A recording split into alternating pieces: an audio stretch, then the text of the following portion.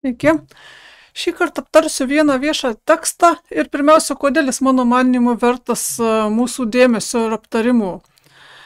Turiu mintyje portale Bernardinai LT kabantį tekstą pavadinimu Demokratijos ateitis. Autorius yra šiaip ar taip filosofijos profesorius Arūnas Sverdiolas. Svarbiausia, kad šitas tekstas yra ne šiaip straipsnis parašytas portalui, bet tai yra kalba profesoriaus sakyta Santaros šviesos suvažiavime birželio 28 dieną. Metinis tas suvažiavimas Santaros šviesos, kaip žinote, jis vis vyksta. Kodėl tai svarbu? Todėl, kad ne dėl savo turinio, turinys tai ganėtinai trivialus, kaip matysime, bet dėl to, kas, kur ir kam sako būtent šios dalykus. Santaroje šviesoje atsitiktinių kalbėtojų, kurie sakytų prieš tai neformaliai neaptartus, nepalaimintus, nesuderintus dalykus nebūna. Santaroje sakomas kalbas galima traktuoti kaip edukuotos, vakcinuotos mūsų šviesuomenės orientyrus. Jei taip dabar kalbama Santaroje, reiškia, taip dabar galima ir reikia kalbėti jiems visiems, ir jie taip kalbės. Čia visai įdomus sportas yra pasiekti, kaip jie tą kartos. Jie apsimes laisvais mąstančiais, galvojančiais savarankiškai, bet jiems paprastai taip nenutinka. Jie kartos tai, ką išgirdo Santaros šviesos konferencijoje, ir pats faktas, kad tai ten jie tai išgirdo, bus jų suvoktas kaip legitimacija, kaip padrąsinimas ir palaiminimas, reiškia, nuo šiol taip kalbėti galima ir taip kalbėti reikia. Taigi, svarstymai apie demokratijos ateitį, kaip numanome iš pavadinimo. Pacituosiu truputį.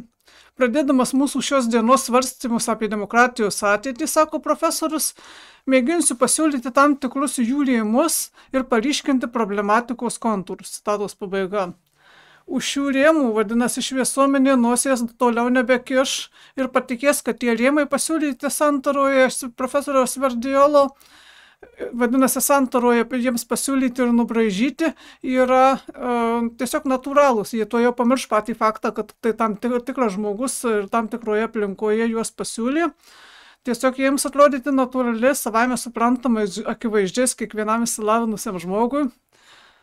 Jie tai kartos. Būtent čia ganėtinai tikslu. Iš tiesų tai, ką čia daro profesorius Sverdiolas, jis pasiūlo rėmus ir problematikos kontūrus. Tai taip nuo šiol Lietuvoje bus kalbama apie demokratijos ateitį, pretenduojant į edukaciją.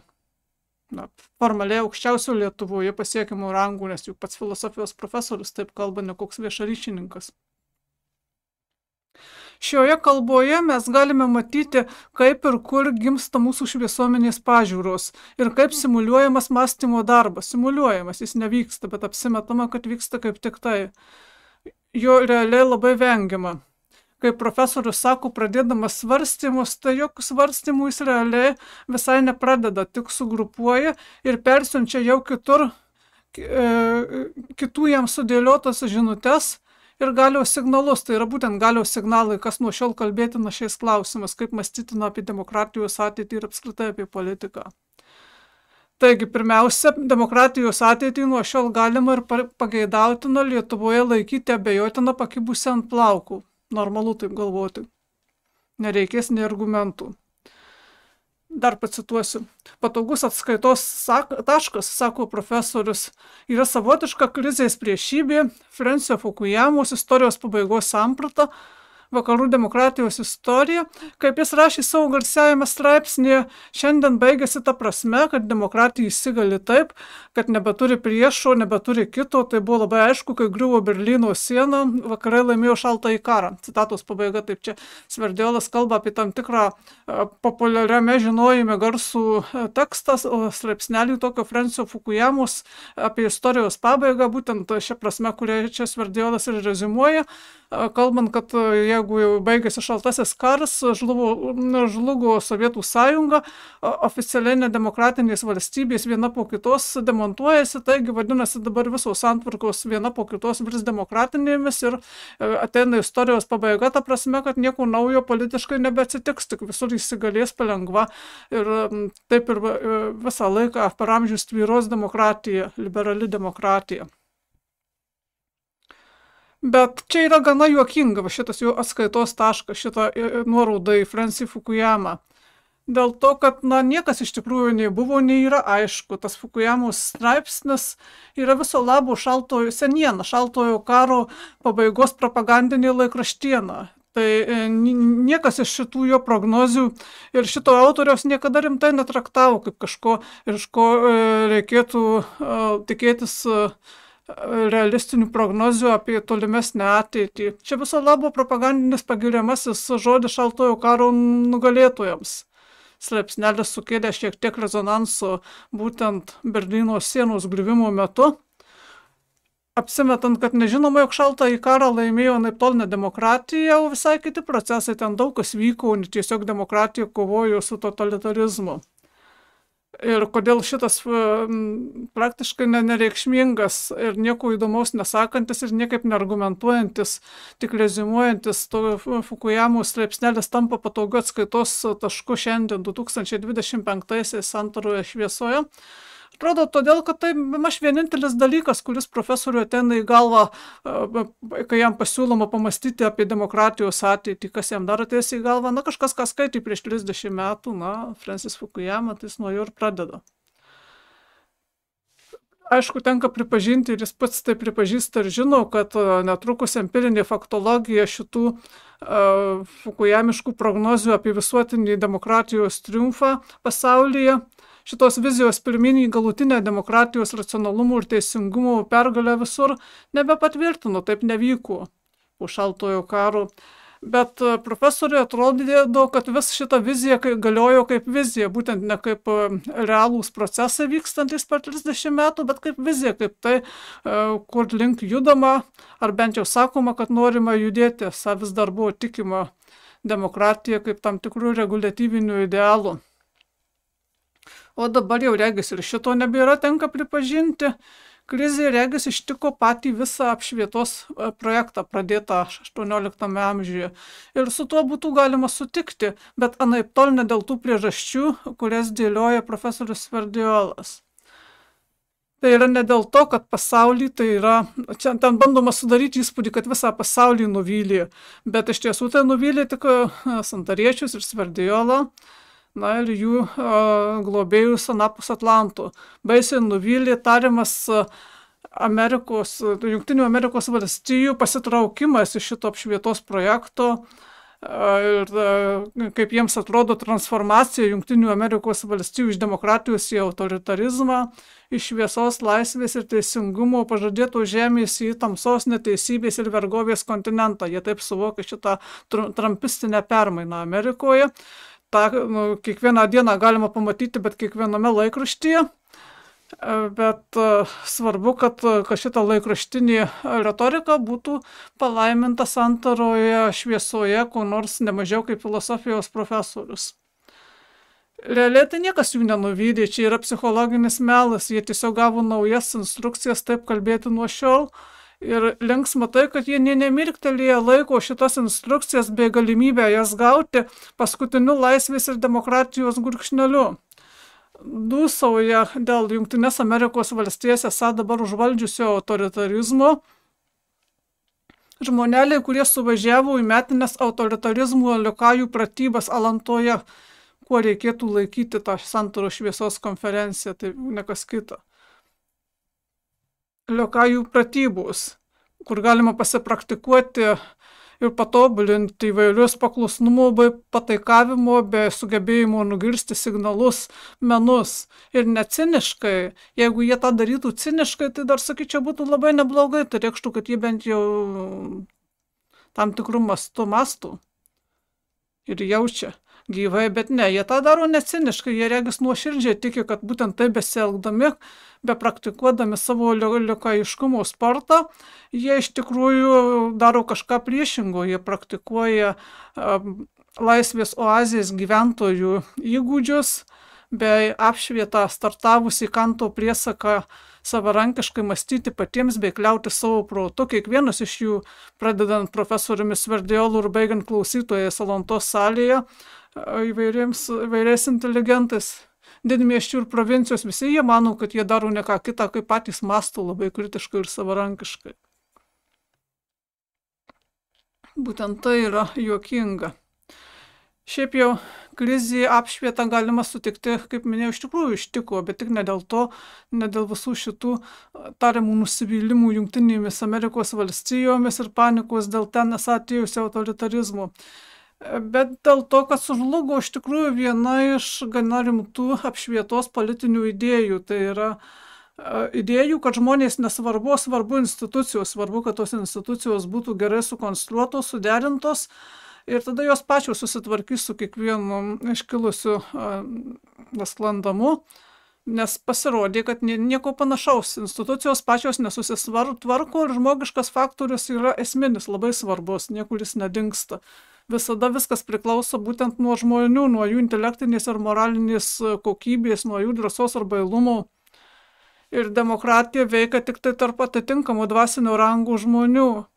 O būtent tokie, tarp kuriuo demokratija iš tikrųjų galėtų veikti, ilgai apšvietos buvo metodiškai išstuminėjami, paralyžiuojami ir deklasuojami, vietoje tų metodiškai, rutiniškai įgalinant būtent neįgalius nei mąstymui, nei demokratijai, nei laisvėje, būtent juos išstumiant į priekinės pozicijas, jiems viską patikint, tai todėl iš tikrųjų pradėjo dėtis negeri dalykai.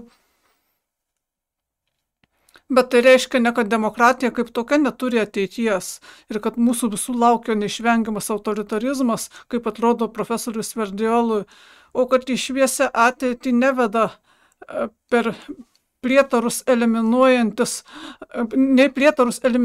šaltas racionalus instrumentinis protas, kaip tikėjo apšvieta, nei atkaklus teisingumo siekis. Jeigu desperatiškai bus vienareikšmiškai stengiamasi sukurti vis teisingesnę visuomenę, vis racionaliai paskaičiavus, kokia čia visuomenė būtų teisingesnė, čia yra apšvietos projektų esmė. Jeigu taip metodiškai darysime, šalinsim visokį blogį ir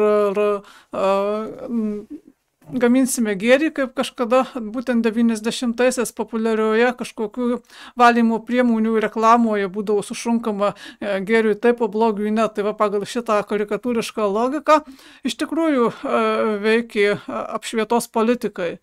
Bet kaip tik,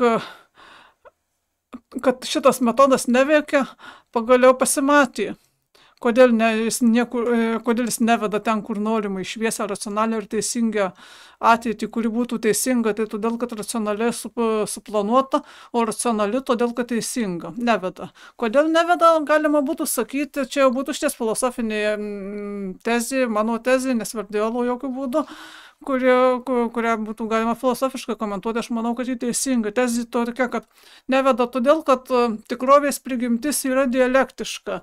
Tai yra vienpusiškas, radikalus, ko nors siekis, visada anksčiau ir vėliau duoda priešingą rezultatą. Jeigu labai stengiamasi sukurti tam tikrą būklę, pasiekti tam tikrą tikslą, visada anksčiau ir vėliau bus ir priešingas efektas. Ir kaip tik taip ir nutiko, besiekiant racionalios ir teisingos visuomenėje darytis vis beprotiškesnį, vis irracionalesnį ir vis neteisingesnį. Apie šitą efektą dialektinį yra ir visiems gerai žinomas evangelinis posakis: kas nori išgelbėti gyvybę, ją praras, o kas ją pražudys, tas ją išgelbės. Man regis, šitos eilutės yra kaip tik apie šitą efektą. Taip nutinka, stengiasi pražudyti. Ir taip išgelbsti netyčia, stengiasi išgelbėti, pražudai. Ir taip su visais veiksmais. Profesorius Verdiolas apie tai nekalba ir negalvoja, jis ne tam filosofas ir profesorius, kad kalbėtų ir galvotų kaip filosofas ir profesorius. Ne, jis visoje savo kalboje, kurios esmė yra tas pasibaisėjimas Amerika ir padėjavimai dėl apšvietos demokratijos neišvengiamo į greito galo apskritai visame pasaulyje. Jis tiesiog lieja laikraštinius pasibaisėjimus Amerikos autoritarų, tai yra Donaldu Trumpu, kai tarsi tie laikraštiniai pasibaisėjimai būtų jo paties nuo savų gilių filosofinių apmąstymų rezultatas, bet nei jo paties, nei filosofinių apmąstymų. Čia tiesiog laikraščių instrukcijos, ką jisai kalba. Jis dargi naiviai atsidūsta, kad, cituoju, stabili dvipartinė Jungtinių Amerikos valstijų sistema pasirodo neveiksminga, nuvirsta ant šono, visiškai bejėgė opozicija, net nemėgina priešintis, citatos pabaiga. Taigi jis pastebėjo, kad dvipartinė sistema neveikia Jungtinėse valstijose, bet apsimeta, kad nesupranta, arba iš tikrųjų, gal nežinau, gal dėl amžiaus ėmė nebesuprasti, jog stabili dvipartinė sistema, kokia ten buvo, ji niekada ten ir nebuvo nei demokratijos produktu, nei demokratijos garantų.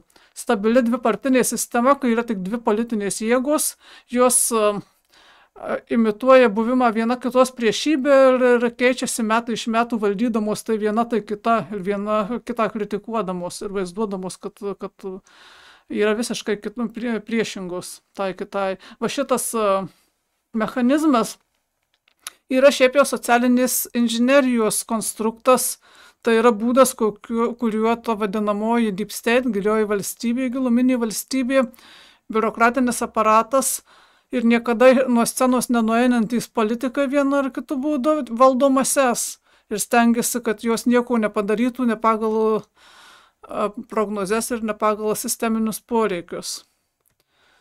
Tai šitas tariamai demokratinio pasirinkimo primetimas tarp iš anksto paruoštų vis tų pačių, tariamai labai viena kitai priešingų, giliau pažiūrėjus visai nepriešingų, kaip kad mūsų socialdemokratai su konservatoriais nėra vienas kitam niekiek priešingi, bet jie bandė modeliuoti save pagal amerikietišką pavyzdį, bandė apsimesti priešybėmis, tai tam, kad kartu valdytų arba tiesiogiai, arba kitų rankomis. Tai va šitas žaidimėlis iš tikrųjų amerikietiškas ir jo pasimatymas ir pralaimėjimas tai rodo, kad pagaliau kritinė dalis visuomenės pradeda suprasti, kad tai nėra pasirinkimas, kad pasirinkimas fiktyvus, kad pasirinkti tarp dviejų tau primestų alternatyvų nėra joks pasirinkimas ir nėra jokia demokratija. Pamatyti, kad tai neveikia ir atmesti šitą mechanizmą, tai kaip tik ir yra tai, kas teikia viltį, kad demokratiją bandoma atgaivinti. Tuo tarpu Sverdiolas mano, kad arba apsimeta, kad mano kad tai yra kaip tik demokratijos krizės arba žlugimo rodiklis.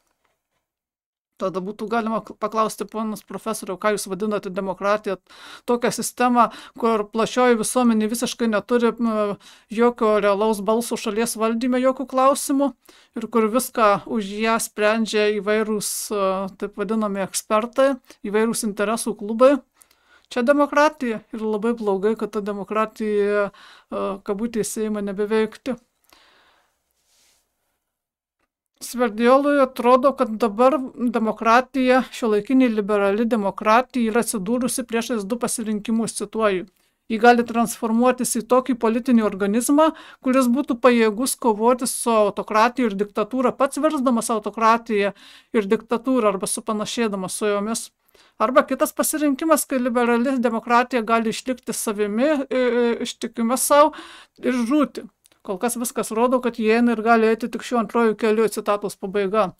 Tai yra Sverdiolui atrodo, kad ateityje mūsų laukia ir gali laukti tik ta diktatūra ir autoritarizmas, kad ateitis įmanoma tik autoritarinė. Tai yra, jam iš tikrųjų niekas neatrodo. Jis tik apšildo tokiomis kalbomis santaros šviesuomenę.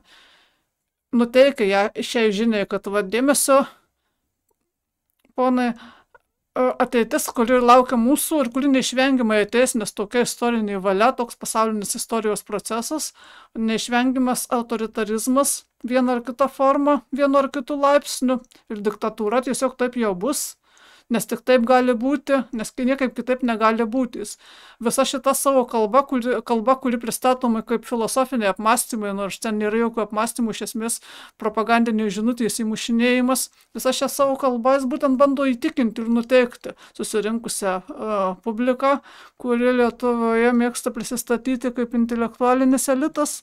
Na ir dalis iš tikrųjų funkcionuoja kaip intelektualinis elitas, nes santaros šviesoje lankosi žmonės su įvairiais mokslo laipsniais arba jų siekiantys, arba sieksantys netrukus, užimantys įvairias formaliai intelektualiai svarbias pozicijas. Na, tai kodėl ne šviesuomenė? Ir jie ims taip manyti, nes jie išklausė tokias instrukcijas iš tam tikro gana svarbaus filosofijos ir gerbiamo filosofijos profesoriaus. Ir dabar išklausę šitą žinią, jie tiesiog sutiks aplodismentais arba džiugiais naiviais pakikenimais, nes antroje šviesoje diskusijų niekada nebūna, nebent mandagūs klausimai prašant ką nors patikslinti, bet ir tai retai, niekas ten niekada nediskutuoja, kiek yra tekę praeityje matyti. Tai yra išklausimai tam tikrų garbių monologų, kurie avansu pagal titulus ir rangus kalbėtojų priimami kaip autoritetingi, ir toliau išvykstama namo išsivažinėjama su žinia, kad girdėjau iš tam tikrų aukščiausią formalų prestižą Lietuvoje turinčių lūpų, tokius ar kitokius dalykus, matyt, taip jau ir yra. Iš esmės, išgirdus, kad mūsų laukia neišvengiamai autoritarinė ir diktatūrinė ateitis, šiai šviesuomenė belieka tik tai padėti šiai ateičiai ateiti ir, žinoma, jokių būdų nesipriešinti.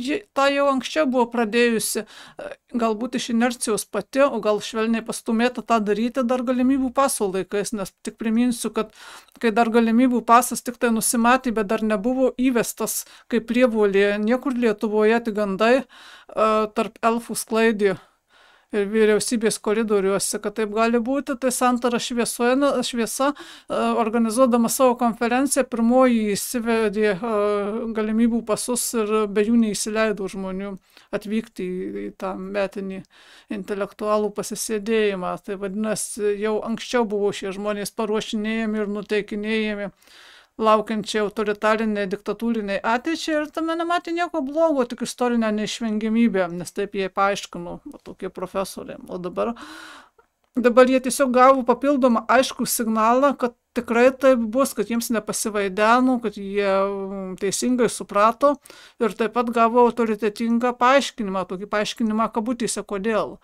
Kabutėse, nes tame straipsnė, kuris atkartoja pasakytą kalbą, jokio realiai aiškinimo darbo nevyksta, ten neaiškinama, ten tiesiog dėstoma teziškai, kad va taip yra, tik taip gali būti. Kodėl tik taip gali būti? Todėl, kad Amerikoje, pažiūrėkite, kas atsitiko, tai jau savaime suprantama, kad ten nekas kitas kaip demokratijos galas ir autoritarizmo triumfas, todėl jeigu jau Amerikoje taip atsitiko, demokratijos farposte, tai jau aišku ir visur atsitiks. Štai ir visas paaiškinimas. Tai, ką šitų pranešimų daro profesorius Sverdiolas, laikyčiau paradigminę, pavyzdinę, koncentruotą lietuviško inteligento, apsimetinėjančių intelektualų niekšybę. Iš esmės, jie visi tą daro daugiau ar mažiau taip. Būtent ką viešai imituoja laisvą, autoritetingą, profesionalų mąstymą, bet net nebando iš tikrųjų tokį užsiimti, tik apsimeta. Ir tai, ką pristato kaip laisvą, autoritetingą mąstymą, maždaug aš netgi filosofijos profesorius, taip pamąsčiau, įvertinęs daugybę turimų žinių ir šaltinių. Realiai, tai, ką jie daro, jie tik transliuoja iš anksto gautas žinutes, kurios nieko bendro neturi nei su filosofinėm žiniom, nei su realiai profesoriškom kompetencijom. Norint jas perduoti, galima pasamdyti iš esmės bet kurį studentą, ar net ne studentą. Ir kiltų klausimas, kodėl jis taip daro? Jis juk ne politikas, jis regis niekur nekandidatuoja, partija nesaisto, jis nėra PR-o, vadinamojo viešųjų ryšių atstovas, nėra net kokio nors lietlyčio reporterius ar redaktorius, kad taip kalbėtų. Ne, jis filosofijos profesorius, taigi atrodytų pagal pareigas ir išsilavinimą pakankamai laisvas žmogus ir turintis pakankamą trenažą, kad turėtų apetitą tokiu būti ir supratimą, kuo toks skiriasi nuo netokių. Tačiau jis pakalba lyg būtų tais minėtais personažais, kuriais jis nėra. Jis pakalba lyg būtų siųstas kurios nors iš ankstesnės vyriausybės partijų, lyg būtų viešaryšininkas, lyg būtų koks nors žurnalistas iš pagrindinių medijų. Toks asmo galėtų panašiai tokiu pačiu lygiu pasamprotauti apie demokratijos ateitį. Jis irgi būtų girdėjęs apie principą Fukuyamą, dar keletą profesoriaus Sverdiolo paminėtų vardų, gal netgi Aleksį de Tocqueville, kuris čia niekiek nepadeda. Žodžiu, tą galėtų padaryti kiekvienas iš tų su mažais kredencialais, formaliais asmenų, bet vietoje jų tą padaryti pakviečiamas nemažiau kaip filosofijos profesorius, nors filosofijos profesorius turėtų būti kaip tik tas žmogus, kuris turi kompetenciją dekonstruoti ir demaskuoti šitą žaidimėlį, parodyti, kaip tai vyksta, kas čia vyksta, pasiūlyti alternatyvas interpretacijas, pavyzdžiui, kodėl iš tikrųjų ta demokratija, galima sakyti, yra krizėje, ar tikrai ir kodėl, ir kokios galimos ateities perspektyvos. Filosofijos profesorius tą tikrai galėtų padaryti ir publika galėtų pagrįstai iš jo to tikėtis, bet vietoje to jis tik paburbleno, trivialybės įsivyniojas į laikraštį ir į atitinkamą rangą šviesuomenės akyse pakylėjo tuos laikraščio tauškalus. Tai tam jis į santarą ir pakviestas, o ne kad viešai profesoriškai pamastytų apie demokratijos ateitį. Tai ne tik, kad tai tą, manau, reikėtų pasakyti apie šitos demokratijos ateities įvertinimus, bet kad čia yra labai aiškus galios signalas. Tai rodo, kad pakankamai rimtai, net ir oficialiai susiruošta tą demokratiją Lietuvoje visiškai galutinai nugalabinti ir tikimasi viso šito luomo supratimo ir pritarimo. Nes jie supranti, kad tai neišvengiama ir kad kitaip būti negali, taip paaiškino profesorius Salantoje, tai kaip nepritarsi, tenka pritarti. Tai va, tokia funkcija yra šitų susirinkimų ir šitų kalbų, iš kurių savaime niekaip neseka išvada, kuri ten daroma, kad mūsų laukia neišvengiamai autoritarinė ateitis, nieko panašaus. Čia tik tai iš to seka, kad šie žmonės pakankamai nuoširdžiai nežino, kuo autoritarinė ateitis skiriasi nuo neautoritarinės ir kažkodėl mano, kad žaidžia demokratinį žaidimą, kai tu tarpu seniai padėjo jį sunaikinti, bet toliau mano, kad tebe žaidžia ir yra pakankamai naivus, kad to nepastebėtų, kaip kad mano, kad jie laisvai kalba patys, nors iš tikrųjų kalba pagal instrukcijas, bet nepastebi. Ir jeigu instruktoriai liepia, pavyzdžiui, padėjuoti dėl prarastos laisvės, tai jie padėjuoja, kad kažkur kažkas kitas ją prarado arba gali prarasti, o kad jie jau prarado ir konkrečiai šitai žodžiai, šita kalba padeda galutinai prarasti, jie to atrodo visai nuoširdžiai nesupranta. Sunku patikėti, kaip taip gali būti, bet panašu, kad jie ne ciniški režimų bendradarbiai, bet pakankamai nuoširdžiai draudžia savo galvoti, o kai draudi savo galvoji ir tik kartoji tai, ką nugirdai, tai galbūt ir atsiduri va tokio intelektinėje būklėje ir vis dar laikai save šviesuomenę. Susitiksim po savaitės.